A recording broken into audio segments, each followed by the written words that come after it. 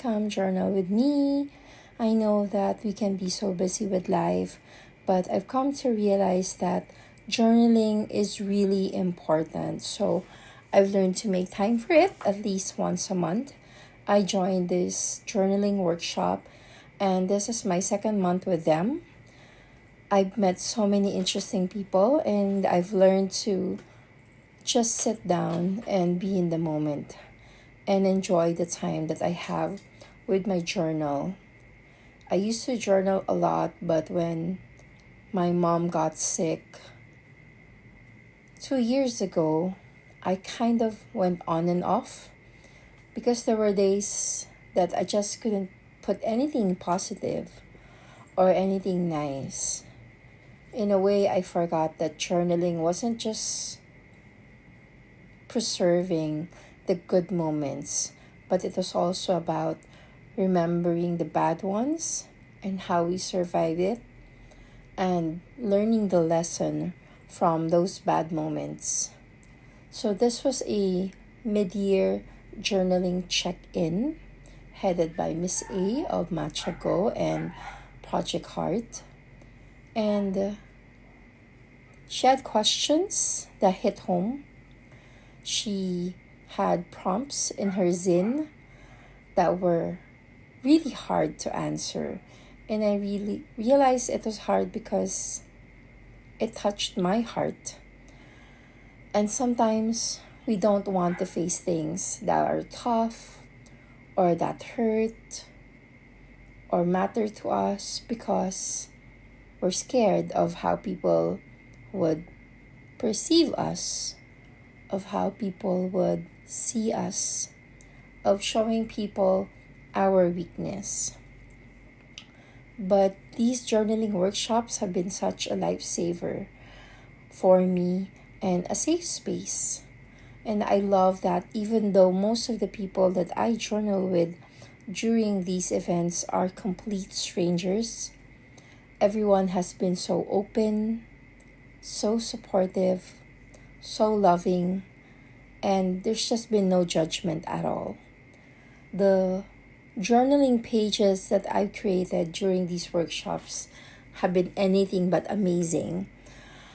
I know that I'm not the most artistic person on earth. Sometimes my design can be out there or chaotic, but I've also come to embrace that art is what you make of it. And sometimes, actually most of the time, it's not perfect because different people have different interpretations of what you write, what you create, and what you put out there. So I decided that, you know what? I'm just going to go ahead and answer the questions in the prompts. I'm just going to be as honest as I can be. And I know that sometimes being honest with yourself is really hard because you put on a face when you're facing other people. And since we're facing other people a lot of times, most of the time, we learn to just put on a face and just be who they need us to be.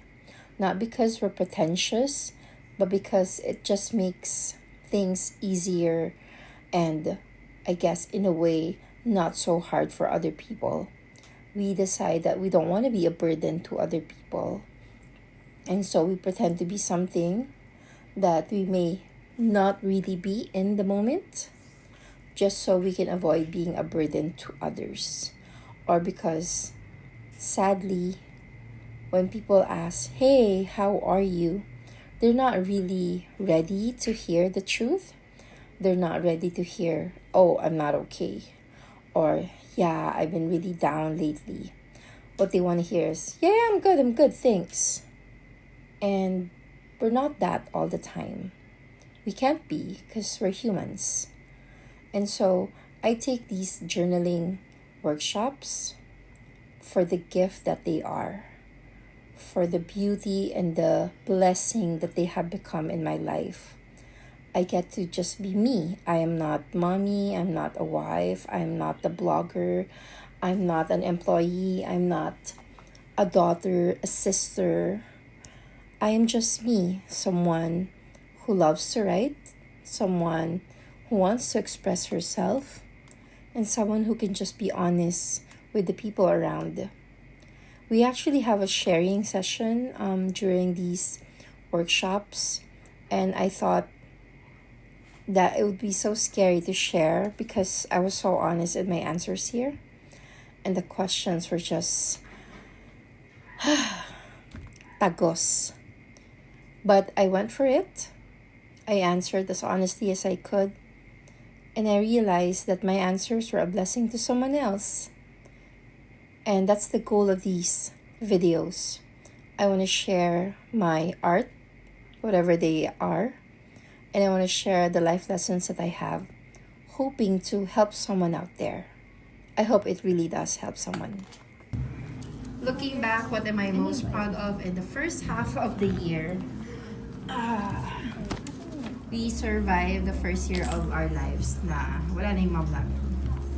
So, visit ko si Vivian.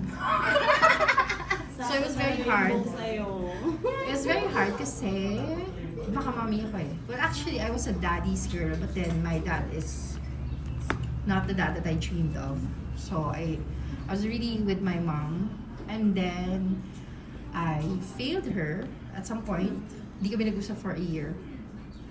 Then, nagkaayos. During the pandemic, nagkagulo sila ng mga kapatid ko. Tapos nadamay kami. So we also didn't speak for almost a year. Like parang panaka-naka. So I was very grateful na I listened to the people around me and to God na huwag pairalan yung pride. Kasi I got mad na, wait lang, hindi mo kasama sa ahoy, baka nadamay ako. Ang biro ko lagi noon, nanganak lang ako, pagbaba ko, parang 1 month akong hindi pwedeng bumaba ng stairs. Pagbaba ko, wala na akong nanay. Sa nangyari. But then I didn't, so ako pa rin yung lumapit and sorted things out. So I was very happy kasi I didn't know then na that would be the last 2 years na pala that she would be with us. Mahirap. And there are moments pa rin na parang dapat nandito yung mami ko. Pero wala. But we survived. And sabi nga ng brother ko, we're okay. We're not just surviving, but we're thriving. And yung pagkawala niya, napalapit ako lalo sa mga kapatid ko. Kasi now, we make it a point that every month, those in Manila, we see each other talaga. We would go on sibling dates. We would spend a day na kami lang, coffee, dinner, lunch, or anything. And just parang catch up on each other's lives na nasira nung nag-pandemic kasi parang the stress and everything, nagbangga-banggaan lahat. So I know she's happy wherever she is. And I'm happy that she made us as strong as we are.